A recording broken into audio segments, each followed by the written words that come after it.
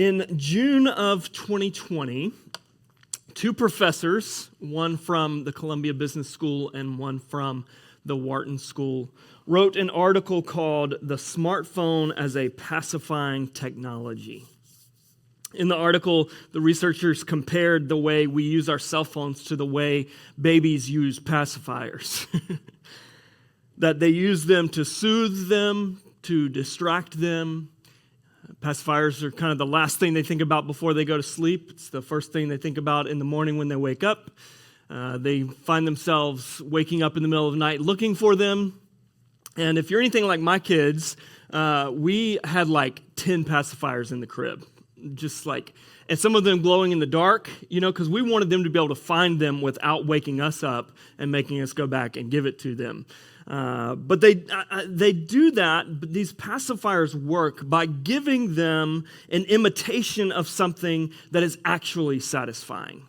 That the pacifier in itself is not ultimately satisfying, but it's imitating something that is actually satisfying, which is nursing for the nourishment of milk.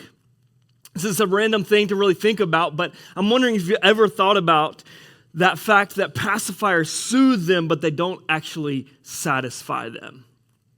The reason I'm getting into this morning as we continue our series on solitude is whether it's our cell phones or social media or entertainment, any input that we run to, the reason we run to it is because it gives the imitation of something satisfying, but doesn't actually nourish our souls. And so solitude is this discipline of putting down all of the pacifiers so that we can lock in on the only one who actually nourishes our souls. I want to give you that vision this morning as we continue this series so you have an idea of what it is we're going after, this ultimate nourishment of our souls in God alone. This week is week 2 of our series in our latest Practicing the Way series. This week we're looking at encountering the self. Over the next 3 weeks, we're going to look at 3 encounters that take place in solitude. Encountering the self, encountering the enemy, and encountering God. But if you're in a small group, you guys are working through this each week. You are spending time discussing the videos that John Mark Homer has put together. But if you are not in a small group, we still wanted you to be able to access these materials. And so we're going to put up a QR code here. If you would like to click on that, that'll take you to the link tree where it'll say Solitude Study Materials, and you can still connect in that way. But this morning we're talking about the encounter with the self. And you may be thinking, what in the world does that mean? To encounter the self. Well, what I mean by that is it means encountering our own thoughts, feelings, and ideas that are often drowned out by the noise of all of the other inputs. It means creating space in our life where we can ask, okay, what are my own thoughts in distinction from what everything else says I should think? What are my own feelings in distinction from what the inputs tell me I should feel or how the inputs make me feel? And so as we look at this and continue looking at practicing the way of Jesus, we want to look this morning as what does it look like for Jesus to encounter the self in solitude? How did Jesus practice this? So we're going to be in Matthew chapter 26 that Megan read for us. Sharon touched on this a little bit last week, but we're going to spend more time in it today. Beginning in verse 36, Jesus has just had the Last Supper with his disciples, and they've gone out to Gethsemane. It says this, "Then Jesus came with them, his disciples, to a place called Gethsemane. And he told the disciples, 'Sit here while I go over there and pray.' Taking along Peter and the 2 sons of Zebedee, he began to be sorrowful and troubled." We see Jesus goes out to this quiet place, this garden of Gethsemane. He is given himself some space to quiet himself, to quiet the inputs. And what we discover is that by quieting himself and moving away from all of the other inputs, some things begin to rise to the surface in Jesus. And these may have been thoughts and feelings that are brand new for Jesus. But more than likely, I would say these are things that have sort of been bubbling below the surface in Jesus for some time. Things that he's been carrying for a little while. Continuing in verse 38, it says, "He said to them, 'I am deeply grieved to the point of death. Remain here and stay awake with me.' Going a little farther, he fell face down and prayed, "My Father, if it is possible, let this cup pass from me. Yet not as I will, but as you will." In creating this space, Jesus was able to now give name to this stuff that he had been carrying. It seems that what Jesus had been carrying was a certain dread of the cross and the suffering that he would have to endure. That the anticipation of this was troubling him in his spirit and bringing him grief and sorrow. And so by creating this space, he was able to allow those things to rise to the surface and to name and acknowledge those things. I want to stop for a moment here because there's an important thing to understand about our emotions. Our emotions originate in a part of the brain that we would describe as nonverbal. It's the limbic system, which regulates emotion and behavior. And so what that means is, not surprisingly, we often feel our emotions before we can put words to why we feel them or what to do with them. It's why when I'm with my kids and trying to write an email at the same time, I end up exploding on them. And then I have the thought, maybe that wasn't the best way to handle that. Maybe that was more about the person I'm having to write this email to right now. But the process for many of us is we feel, we act, and then we think. In solitude, we find a place where we can learn how to feel, think, and then act. So what does this look like for us? What does it look like for us to practice solitude in the way of Jesus when it comes to encountering the self? Well, when we practice solitude, when we create this space and we invite God's Spirit in to help us investigate our interior world, some things are going to rise to the surface. These could be good things. They could be relief that finally we have some space to be quiet. There could be this feeling of exhale, that finally we can rest. We can let everything kind of shut down for a moment and be present to ourselves. But it can also be some hard things that come to the surface. Maybe some anger that we haven't acknowledged or dealt with. Maybe it's sadness that has just been sitting there for a while. Maybe it's disappointment that we haven't known how to give words to. Maybe it's fears that have been motivating us in ways that we weren't fully aware of. What we see with Jesus in this passage is Jesus starts by giving his feelings to God, by just acknowledging that he is grieved to the point of death. And I want you to notice here something really important that Jesus does that I think, honestly, we don't give enough recognition to in the church, which is Jesus does not condemn himself because of his sorrow and dread about the cross. Jesus doesn't tell himself that he shouldn't feel this way, that he just needs to suck it up. And Jesus certainly doesn't communicate that it's sinful for him to feel this way. And so I think it's important for us to name here that there is no such thing as sinful emotions. This is why Paul tells us in Ephesians, in your anger, do not sin. The anger itself, the involuntary emotion is not a sin. How we may respond to that is a different matter. And so emotions are these involuntary, nonverbal messages from our bodies. And the important thing to know is that we don't need to heed all of these emotions, but they do all need to be heard. And the reason they need to be heard is because until we hear them and understand them, they will rule over our actions. In solitude, these messages will come to us. And we follow the way of Jesus by feeling them, not by faulting ourselves for having them. And so the first thing that we do in this process is we give our feelings to God. In this process, Jesus names what he's feeling and why he feels it. It says sorrow, grief, because he doesn't want to go to the cross. A great way for us to even practice this today and this week, as Alex said, this was a week full of feelings in our nation. And I recognize we come processing this in many different ways.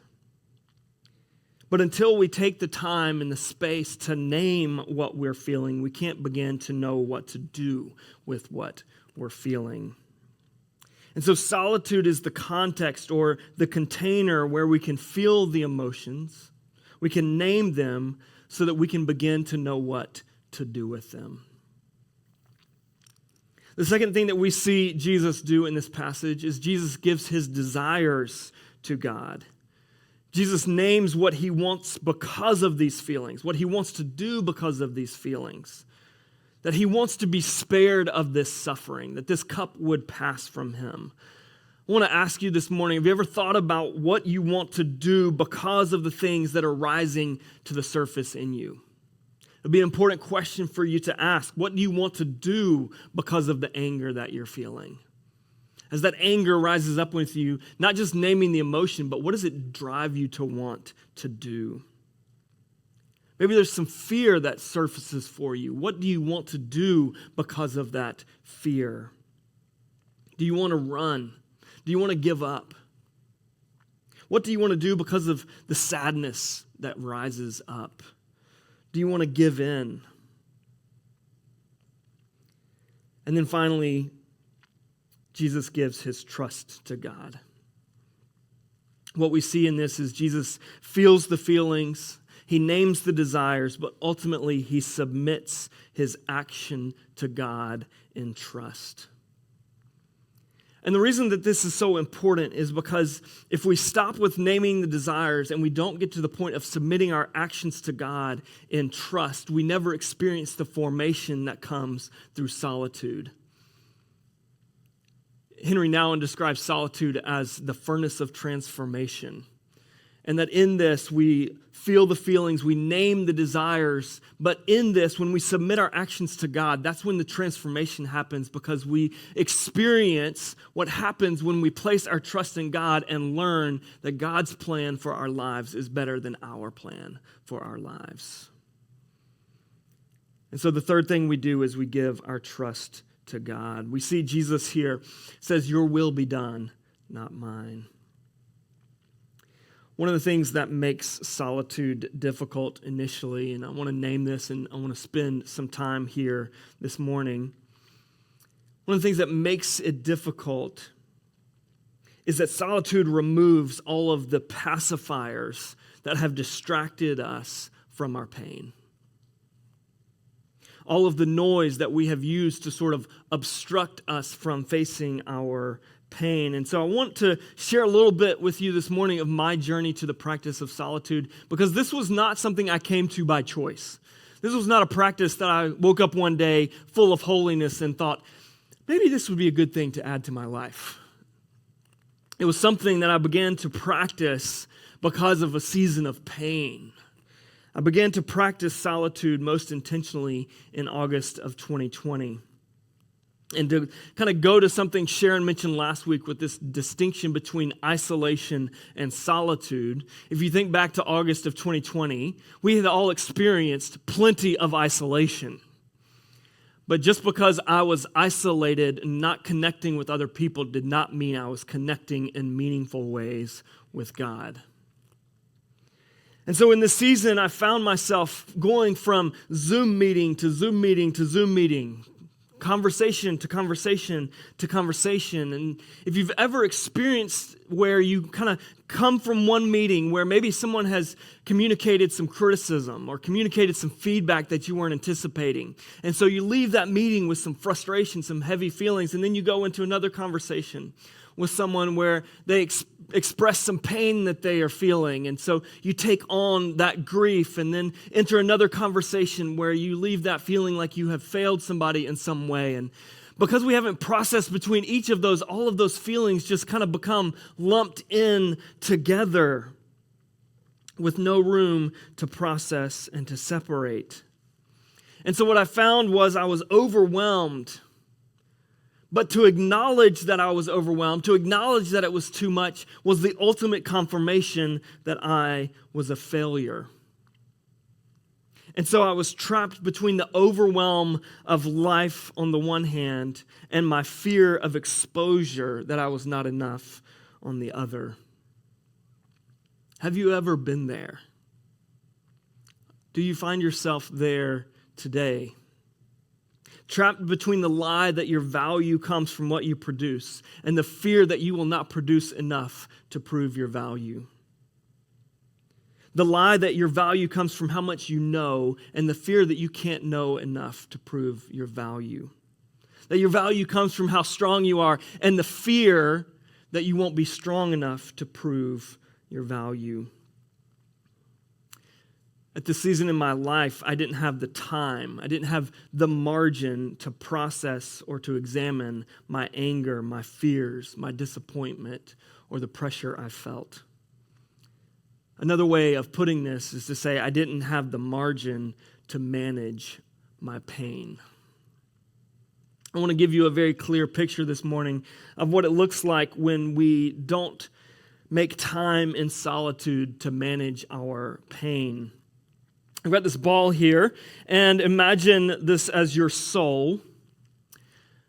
And what happens because of the pace of life that removes the margin to process or examine our lives is we maybe have one event in our life that causes us anger. And that anger begins to wrap itself around our soul. And then we go into another situation or conversation full of sadness or grief or loss, and we wrap that around our souls. And then we go into another situation where it feels exposing or disappointing or we feel insufficient. And before we know it, all of this has just formed into this jumble of emotion. And what happens is we end up reacting with all of our pain because we haven't done the work of separating these out and naming them. And so what we end up doing is we just take this ball in a situation where maybe we've been frustrated with somebody or we feel disrespected by somebody or maybe somebody's made an accusation at us, and we just take the whole ball and we just throw it at them. Because we don't know how to put right emotion towards the right situation, and so we react out of proportion. This ball is experienced in many ways for us. Maybe for you it's experienced as anger. Maybe for others as sadness, despair. But I want to take a moment this morning to name in particular that for men, this ball is often experienced in one of two ways. It's often experienced either as anger, because that's the only emotion that seems acceptable to express, and so our sadness is expressed as anger. Our disappointment is expressed as anger. And so we experience it as anger, or we experience it as numbness. That this ball full of emotion has just become so much that we just feel numb because it's too much to get into and deal with individually. And I want you to know that numbness, too, is a feeling. And the point of this, the reason I go into all of this, is that our unaddressed pain is leaking out onto those that we love the most and that we are closest to. And solitude is essential to the work of unwinding the ball of pain that lives inside of us. The gospel, the message of Jesus, is the story of how the life, death, and resurrection of Jesus restores us to God, to others, and to ourselves in the power of His Spirit. And in that phrase, we talk about being restored to ourselves, almost as if it's this other out there that we need to be restored to. And the reason that we do that is because many of us are, in fact, foreigners to our interior worlds. That we aren't intentional about getting to know the things that live there and why they live there. Some of the things that I've already mentioned of fears that we live with that motivate us, deep sadness that we carry. Maybe it's lies that we believe about ourselves. And in short, we don't know the pain that lives in us and why it lives there. And you may be listening to this morning and thinking, I have no interest whatsoever in doing this work. Or maybe feeling as though I don't have any pain, I don't need to do this work. Or maybe feeling like it's irrelevant work. But what I want you to know this morning is that until we do the work to know what lives in us, it will continue to wreak havoc in our lives. Until we do the work to understand our pain, it will continue to wreak havoc in our lives and in our relationships. One of my favorite stories to share along these lines, and I was worried I've shared this story too many times, but Sharon gave it the okay, so bear with me if you've heard this before. But about 6 or 7 years ago, I went to the dentist and was there just for a regular cleaning. And while I was there, they did x-rays as they do occasionally, and they discovered that I had this tooth that had died, and in the gum, the bone was starting to go away. That I had some bone loss in my gum. And so the dentist said, you really need to go to an endodontist and get this checked out. And I left this dentist visit thinking, yeah, if it starts to bother me, then I'll do something about it. When it starts to cause me some pain, then I will do something about it. Fast forward a year, I'm back at the dentist for my cleaning, and the dentist looks at me and says, hey, did you ever get that tooth checked out? And of course, I'm like, no. And they're like, you really need to get this checked out. You really need to get this checked out because one Saturday morning at 2 o'clock in the morning, this thing is going to blow up on you and you're going to be in excruciating pain and you're not going to be able to get in touch with the dentist and you're going to have to live with this for 2 or 3 days before you can get anything done about it. And I'm sitting there thinking, if it starts to bother me, I'll do something about it. It'll come on slowly. I'll see that this is pain that I need to deal with and I will deal with it. This was a Thursday. No joke, that Saturday morning at 2 o'clock in the morning, I wake up with this excruciating pain in my face. It did not come on slowly. It was excruciating. And I could not get a hold of the dentist. I could not do anything about this pain. Tylenol did not work. And so for 2 or 3 days, I just have to deal with this excruciating pain in my face. Eventually, I go in to see the endodontist, and they drill in, and what has happened is that in that space where there was bone, an infection had occurred, and fluid was starting to build up in that space. I know you love hearing this story. And that fluid buildup was creating pressure that was causing this pain. And so once they were able to drill in, they were able to relieve the pressure, clean it out, relieve the pain, and bring healing. The reason I tell you that disgusting story is because I believe that's how many of us treat our pain. That we know that there is some stuff there, some stuff down inside, some things that we need to deal with, but we think, when it starts to bother me, then I'll do something about it. And my plea with you this morning is don't wait until the pain is blowing up your life before you deal with it. Chances are it will not come on slowly. Chances are you will discover it only once it is blowing up your life. And so as we bring this to a close, there's 2 things that I want to mention about what solitude makes possible in our lives. The first thing is that solitude creates the space, the environment for us to begin to untangle our pain. To begin to name what's going on in our lives, the things that are below the surface that are motivating us, maybe the fears that we live with. It gives us the space to begin to untangle those things. Thursday at preaching group, one of the pieces of feedback I got on the message was to share a little bit of what this was like when I started this practice. And so at the risk of embarrassing myself, I wanted to share a little bit of what I wrote down in December of 2020 as I began this practice. This is what I wrote in December of 2020. I said, here's all the things I'm feeling. 1, I'm feeling incapable and ineffective at making myself and our team better. The second thing is I'm discouraged about areas of weakness that I feel I have. The third thing I wrote was that I'm feeling tired and drained of inspiration. And then finally, the fourth thing I wrote down, and this is how you know I'm not making this up. I wrote, what if H comes? I don't know who H is. I don't remember. But what if H comes and thinks I'm stupid and that I stink at what I do? Why do I feel so threatened by this? Why do I feel exposed?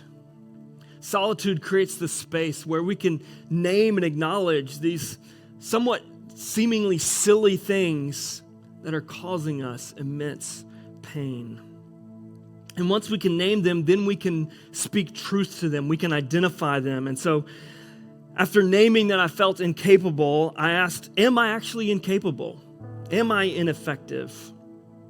And I wrote, no, I think that there are ways that I have to grow and to learn, but I'm not incapable. I was able to name the fact that I constantly feel this pressure to never be tired, to always be on, to always bring the inspiration and the motivation. And naming this gave me the space to be able to say, it's okay to be tired. To give myself the grace to say, it's okay to be tired. Let somebody else bring the inspiration occasionally. And so it creates space to begin to untangle the pain that maybe we're carrying. And I want you to know this doesn't have to be long, drawn-out periods of solitude. This can be a few minutes between meetings or conversations. It could be between dropping one kid off and picking another up in the car. Of simply pausing to take inventory of all the things that you are carrying. The second thing that solitude makes possible it possible for us to rediscover what it means for God to be in your life. I think for many of us, when we think about what it means for God to be in our lives, what we think of is this sense that I feel God. I feel God is close. And so it doesn't feel like God is in our life because God feels far off and distant. And what I want you to know is that God is not just out there somewhere. But God is also deep down where none of us want to go. That God is also sitting with our pain. And I wonder if part of the reason that God feels so far away is because he is found in the place that we least want to go, which is to our places of pain. St. Augustine wrote this. He said, how can you draw close to God when you are far away from your own self? As we do this work to untangle the pain, what we will find is that our God, the great physician, is where he has always been. Right in the middle of it all, attending to our pain. Attending to it whether we knew it or not. And so I want to take a moment now just to create some space. I invite you to close your eyes, to bow your heads, to quiet the thoughts, and just simply to begin to name some things that you're carrying this morning.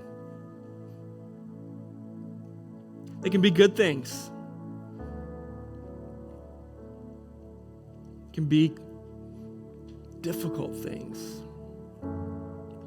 Maybe some things that you're carrying from this week. But I want to invite you just to bow your heads in this moment. We're going to have our prayer team come forward. If you would like someone to pray with you, to pray over you, I invite you to take advantage of this opportunity to have somebody simply pray for you. But just take some space to begin to name the things you're carrying this morning.